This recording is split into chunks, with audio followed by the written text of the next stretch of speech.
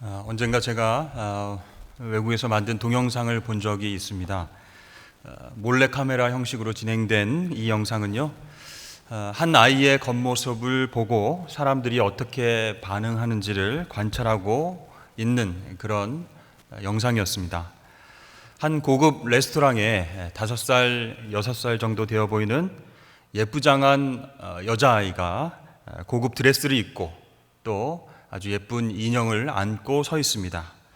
그리고는 부모님을 잃어버린 것처럼 그 주변에서 서성거릴 때에 주위 사람들이 어떻게 반응하는가를 보는 것이죠.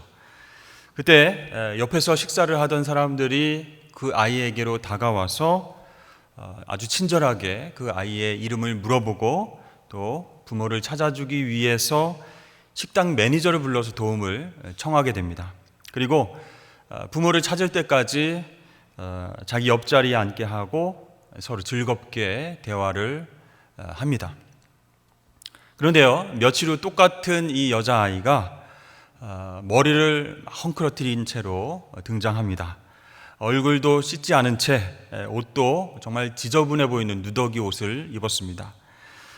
인형도요, 어디서 쓰레기통에서 주워온 건지 몰라도 아주 형편없는 지저분한 인형을 안고 같은 식당에 그 자리에 서 있게 됩니다.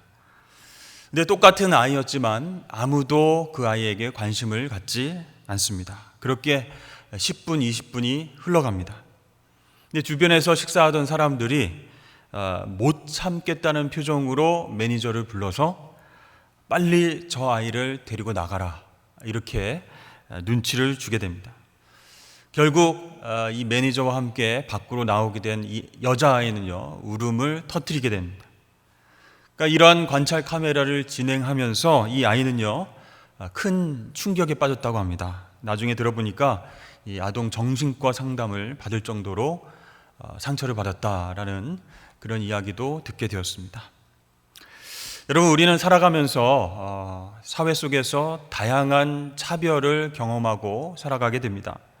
남성과 여성, 또 인종과 또 생김새, 국적과 나이, 또 출신과 장애인, 비장애인, 또 사상이 어떤가, 또 학력이 어떤가, 이렇게 많은 부분에 있어서 차별이 우리에게 다가오고 있다는 것이죠. 우리 사회 가운데에 이러한 수많은 차별들이 존재하면서 서로를 구분하고 또 선을 긋고 있다라고 하는 것이죠. 특히 요즘은 이 코로나 사태로 인해서 외국에 거주하는 우리 한인들이 인종차별을 받고 있다고 합니다. 코로나 바이러스가 이제 중국에서부터 시작되었다라고 그래서 이 아시아 사람들, 특별히 마스크를 낀 아시아 사람들을 보면 빨리 너희네 나라로 가라, 막 이렇게 큰 소리를 치고 또 고함치고 폭력적으로 위협을 한다고 하죠. 자, 이렇게 우리나라뿐만 아니라 온 세상은 온갖 차별로 인해서 서로가 서로를 구분하고 서로에게 상처를 주고 고통을 주고받고 있습니다. 머리로는요, 이성적으로는 모두 평등하다, 존중받아야 할 인격체이다, 이렇게 이야기를 하지만 속으로는 그게 안 되는 거예요. 나는 저 사람하고는 분명히 다르다. 내가 더 우월하다. 저 사람은 나하고는 어울리지 않는 사람이다 라고 생각하고 무의식 중에 선을 긋고 차별하게 되는 것이죠. 이것이 우리 인간의 어떤 죄성과 연약함의 모습이라고 할 수 있습니다. 그러면 여러분, 그리스도 예수로 인해서 대속받은 우리 그리스도인들은 어떠할까요? 신앙이 어린아이처럼 미성숙하면요, 똑같습니다. 세상 사람과 똑같이 생각하고 똑같이 행동한다고 보시면 되겠습니다. 그래서 오늘 야고보 사도는요, 교회 안에서 벌어지는 차별에 대해서 심각하게 이야기하고 있습니다. 자, 복음이라고 하는 것은요, 그 사람이 과거에 어떠한 경력이 있든지, 재산이 얼마나 있는지, 지금 힘이 있는 권력자인지 아닌지 따지지 않습니다. 모두가 똑같이 하나님의 자녀된 형제 자매들이다라고 말씀합니다. 그런데요, 안타깝게도 교회 안에서도 세상과 똑같이 외모로, 겉모습으로 차별하는 일이 종종 발생하게 됨을 지적하고 있습니다. 오늘 본문 1절 말씀에 사람을 차별하여서 대하지 말라라고 나와 있는데요, 그 전에 개역 성경에는 외모로 취하지 말라라고 그렇게 되어 있습니다. 우리 1절 말씀 한번 보실까요? 내 형제들아, 영광의 주 곧 우리 주 예수 그리스도에 대한 믿음을 너희가 가졌으니 사람을 차별하여 대하지 말라. 자, 잠깐 보여주시고요. 우리가 사람을 차별하여서 대하지 말아야 할 이유가 무엇이라고 나와 있습니까? 붉은색 글씨로 믿음을 가졌기 때문이다. 영광의 주 예수 그리스도에 대한 믿음을 우리가 가졌기 때문에 사람을 차별해서는 안 된다라고 말씀하고 있습니다. 자, 여러분, 주님의 영광과 또 하나님 자녀가 되어서 받은 영광이 우리가 너무 크기 때문에 사람들 간의 차이점이 있기는 있지만 그것은 아무 영향도 끼칠 수 없다는 것입니다. 그렇습니다. 우리가 믿음을 가졌으니까 차별해서는 안 된다는 거예요. 차별이 있을 수 없다는 겁니다. 하나님과의 그 수직적인 관계가 바로 잘 서 있어야 이웃들 간의 이 수평적인 관계도 바로 설 수 있다라고 말씀하는 것이죠. 여러분, 우리 그리스도인의 근본은 바로 하나님과의 관계에 있는 줄로 믿습니다. 제자들이요, 예수님을 함께 모시고 살면서 오해한 적이 많이 있죠.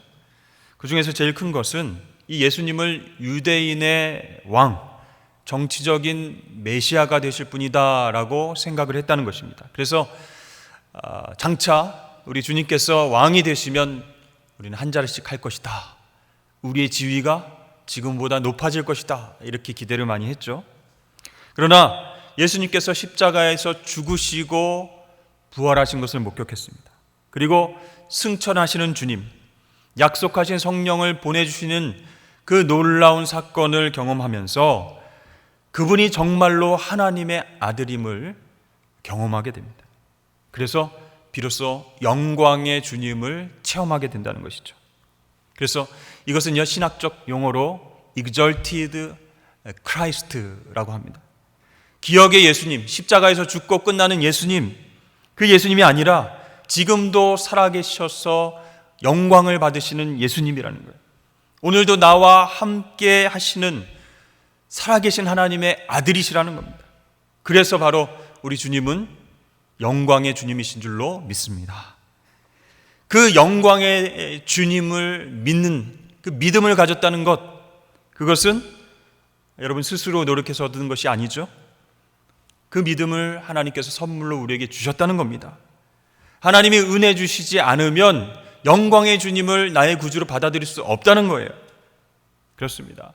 내 힘과 내 노력이 아닌 은혜의 선물로 우리가 구원받고 의로운 하나님의 자녀, 그런 신분으로 변화되었는데, 그런 우리가 다른 이웃을 어떻게 차별할 수 있는가? 내가 구원을 어떻게 받은 사람인데 다른 사람들을 저울질해서야 되겠는가? 그런 말씀입니다. 자, 우리 그리스도인들이요, 하나님의 자녀가 된 사람들인데요, 같이 형제 자매 된 그분들을 세상적인 조건으로 차별 대우한다. 그것은요, 그 사람을 자녀 삼아 주신 하나님을 욕되게 하는 것입니다. 하나님의 권위를 무시하는 것입니다. 하나님의 법을 가볍게 생각하는 것이라는 거예요. 따라서 나를 구원해 주신 그 하나님 은혜도 모르는 사람이 되고요, 또 이 차별하는 사람은 하나님 나라의 백성이 될 자격이 없다고 말하는 것입니다. 그래서 야고보 사도는 결론적으로 우리 믿는 사람들은 영광의 주님을 믿는 그 믿음 때문에 교회 안에서 절대로 차별 대우해서는 안 된다라고 말씀합니다. 사람을 차별하는 일이 많이 있을 수 있죠. 그러나 세상 가치관을 가진 사람들이나 하는 일이지 교회에서 그리스도인들이 하는 일은 아니다라는 것입니다. 자, 하나님 알지 못하는 사람들은 성령을 따라서 사는 사람들이 아니죠.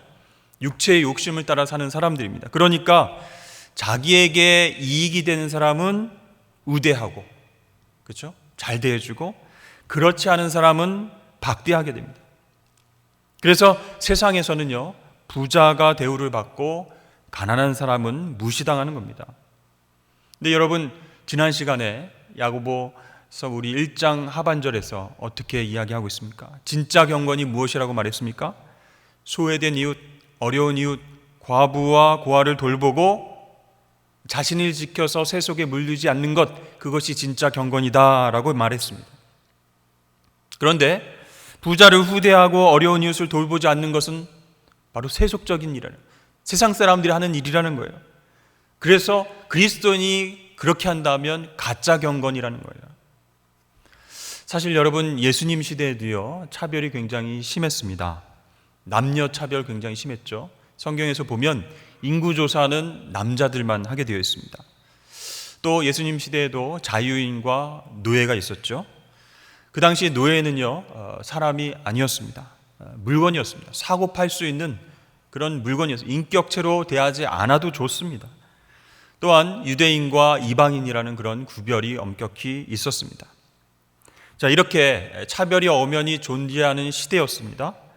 그래서 가진 자, 못 가진 자, 로마인, 비로마인, 또 지위가 높은 자, 낮은 자, 또 부유한 자, 가난한 자, 여러 계층의 사람들이 예수를 믿고 복음을 받아들이고 구원을 받습니다. 그리고 교회에 출석하게 됩니다. 여기서부터 차별의 문제가 불거지게 되는 것이죠. 자, 예수님께서는요, 요한복음 13장 말씀을 통해서 이렇게 말씀하셨어요. 너희가 서로 사랑하면 이로써 모든 사람이 너희가 내 제자인 줄 알리라. 이렇게 가르쳐 주셨죠. 진정한 사랑에는 차별이 없다라는 것입니다. 차별 없이 서로 사랑하는 교회가 예수님의 제자다운 참 교회의 역할을 감당할 수 있다고 말씀하시는 것이죠. 그런데요, 모든 교회가 그렇게 주님의 명령대로 제자다운 삶을 살면 얼마나 좋겠습니까? 그런데 교회 안에서도 차별이 이루어진다는 것입니다. 여러분, 그렇다면 사람들이 보통 어떤 사람을 차별 대우하게 되죠? 아까도 말씀드렸지만 자기에게 이익이 되면 잘 대해주고 그렇지 않으면 신경을 아예 안 쓰게 된다는 것이죠. 본문의 2절부터 4절까지 말씀 보여주시죠. 만일 너희 회당에 금가락지를 끼고 아름다운 옷을 입은 사람이 들어오고 또 남루한 옷을 입은 가난한 사람이 들어올 때에 너희가 아름다운 옷을 입은 자를 눈여겨보고 말하되 여기 좋은 자리에 앉으소서 하고 또 가난한 자에게 말하되 너는 거기 서 있든지 내 발등상 아래에 앉으라 하면 너희끼리 서로 차별하며 악한 생각으로 판단하는 자가 되는 것이 아니냐. 교회 안에 금가락지를 끼고 아주 좋은 옷을 입은 사람이 들어온다. 그런데 그 사람을 눈여겨보고 있다가 여기 좋은 자리에 앉으소서, 상석에 앉으소서 이렇게 안내위원이 권면을 한다는 것이죠. 그렇게 특별 대우하지 말아야 된다는 것입니다. 여러분, 금가락지를 꼈다라는 것은요, 또 좋은 옷을 입었다라는 것은요, 귀족임을 암시합니다. 귀족이고 부자인 사람들.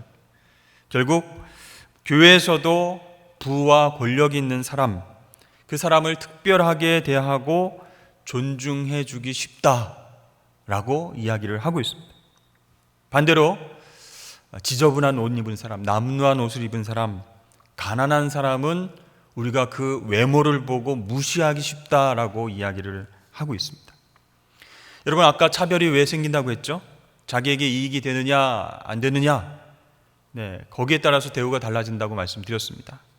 그럼 교회는 왜 부자와 가난한 자 이렇게 차별을 하게 되는 것일까요?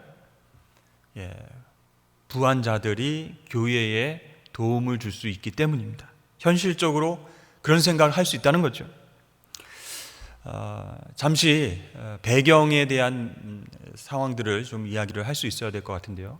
당시 사회에서는요, 후견인, 피후견인 관계가 매우 발달되어 있는 사회였습니다. 그러니까 부와 권력이 있는 사람이 가난하고 힘없는 사람을 도와주면서 후견인 역할을 해주는 것이죠. 그러면 이 도움받은 사람은요, 이 후견인을 공공장소에 따라다니면서 그를 높여줍니다. 예를 들어서 이 후견인이 길에 나타나면 도움을 받은 사람이 비후견인이 이렇게 따라다니면서 뭐 불편한 것이 없나 이렇게 살펴주고, 그리고 또 투표가 있을 때는 그 사람에게 표를 달라고 사람들에게 이야기를 해주고요. 또 어디 좀 불편한 장소에 가면은 상석에 앉을 수 있도록 자리를 이렇게 마련해 주기도 했습니다. 그렇게 함으로써 부족하고 연약한 나의 사정을 잘 살펴주는 이 후견인을 존중하는 그런 행동을 한 것이죠. 자, 그 당시 사회에서는 이런 문화가 발달해 있었기 때문에 돈과 권력이 있는 사람들은 의뢰, 도움이 필요한 사람들, 불쌍한 사람들 또는 단체에 기부를 많이 하고 후견인 역할을 했습니다. 그리고 이 도움받은 사람과 단체는 당연히 이 도움을 준 또 부한 사람, 또 권력이 있는 사람, 그 사람에게 잘 해주는 것이 예의다라고 생각을 하고 그렇게 행동을 했던 것이죠. 자, 이런 사회 관습에 익숙한 사람들이 예수 믿고 구원받았습니다. 복음을 전해 듣고 크리스찬이 됐어요. 그 사람들이 교회에 와서도 똑같이 행동을 하게 된다는 것입니다. 자, 부자와 권력이 있는 사람들은요, 이미 사회에 많은 도움을 주었기 때문에 교회에 와서도 자기가 상석에 앉을 것을 기대하고, 은근히 기대하고 출석을 했다는 거죠. 자, 성도들도 개인적으로, 교회적으로 그들에게 도움을 받는 경우가 많았기 때문에 초대교회에서도 또 헌금이 많이 필요했고 물질이 많이 필요하지 않았겠습니까? 그래서 그들을 특별하게 대우를 했습니다.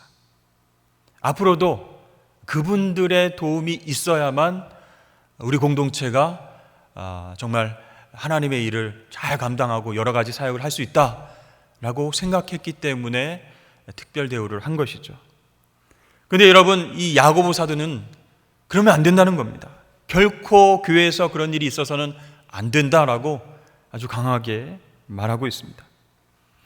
이러한 야고보 사도의 이야기는요, 당시 그리스도인들에게 굉장히 충격적인 말씀입니다. 아니, 그런 것이 굉장히 보편적이고 몸에 배어있는 그런 생활 패턴인데 그것을 하면 안 된다 이렇게 금하고 있기 때문에 충격이었습니다. 여러분, 그렇습니다. 이 교회는 세상과 똑같아서는 안 된다는 것이죠. 세상에서 하던 대로 똑같이 해서는 안 된다는 겁니다. 세속적이 되어서는 안 됩니다. 철저히 하나님께서 주인 되어 주시고 우리는 영광의 주를 믿는 그 믿음으로 하나 된 자녀들이기 때문에 부한 자나 권력 있는 자나 없는 자나 가난한 자가 차별 대우 받는 그런 일이 없어야 된다는 것이죠. 그런데요, 조금 다르게 생각할 수 있습니다.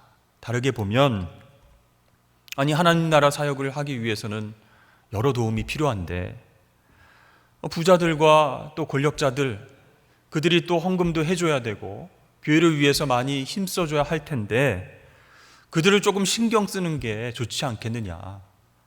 그렇다고 교회에 아주 큰 일이 생기겠느냐, 좋은 게 좋은 것 아니겠느냐, 이런 생각을 할 수도 있습니다.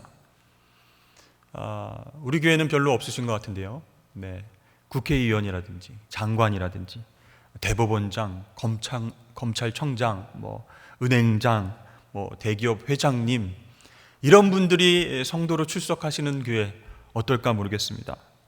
그런 분들이 많이 오시고 또 헌금도 좀 잘해 주시면 교회 사역에 큰 도움이 되지 않을까, 하나님 나라의 사역을 굉장히 많이 할 수 있지 않을까, 얼마나 좋겠습니까? 여러분 어떻습니까?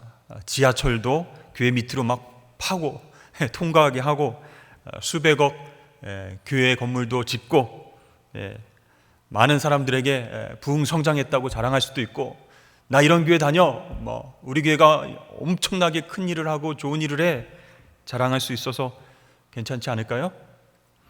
그러나 여러분, 하나님의 말씀은 오늘 우리에게 이렇게 경고합니다. 교회를 위해서, 하나님 나라를 위해서 교회 안에 있는 하나님의 자녀들은 서로가 외모로 판단하고 차별해서는 결코 안 된다, 그렇게 말씀하고 있습니다. 여러분, 오늘 말씀에서요, 차별하는 것을 어떻게 표현하는지 한번 보십시오. 4절 말씀입니다. 너희끼리 서로 차별하며 악한 생각으로 판단하는 자가 되는 것이 아니냐, 그렇게 말씀합니다. 사람을 외적인 여건으로 구별하고 차별 대우하는 것은 악한 생각에서 나온 악한 일이다 라는 얘기입니다. 그러면 여러분, 우리가 심각하게 받아들여야 되는 것이죠. 어떤 목적을 위해서라도, 하나님 나라를 위해서, 사역을 위해서 그래야 되는 것 좀 신경 써야 되는 것 아닙니까? 이게 아니라 어떤 목적을 위해서라도 하나님 자녀를 차별해서 어떤 사람은 존중하고 후대해주고 어떤 사람은 무시하면 결코 안 된다 라고 말씀하고 있습니다. 여러분, 그래서 우리가 성도들을 바라볼 때, 새가족을 볼 때, 직분자를 바라볼 때 외모를 보면서 저분이 나에게 유익한가? 라는 물음이 사실은 차별 대우를 할 수 있는 중요한 기준이 된다는 거예요. 다시 말해서 계산적인 사고, 그 계산적인 사고가 차별 대우라고 하는 어떤 결정과 선택을 이끌어낸다는 것이에요. 오늘 말씀에 보면 그 계산적인 생각이 뭐예요? 악한 생각이라는 거예요. 여러분, 저는요 개인적으로 백화점에 가는 것을 별로 좋아하지 않습니다. 가도 별로 살 것이 없기 때문이죠. 다 있습니다. 집에 없는 게 없습니다. 백화점에 가도 별로 살 것이 없습니다. 가서 이렇게 봐도 쓸데없이 비싸기만 하고요. 네. 근데 중요한 것은 차별받는 느낌이 조금 있어서 별로 가는 것을 좋아하지 않습니다. 한 번은 제가 아내와 백화점에 가서 저 혼자 남겨지게 됐습니다. 보통 남자들이 그렇게 된다는 거 다 아시죠?